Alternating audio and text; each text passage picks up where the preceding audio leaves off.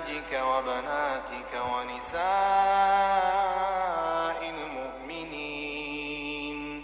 ونساء المؤمنين يدنين عليهن من جلابيبهن ذلك أدنى أن يعرفن فلا يؤذين وكان الله غفورا رحيما.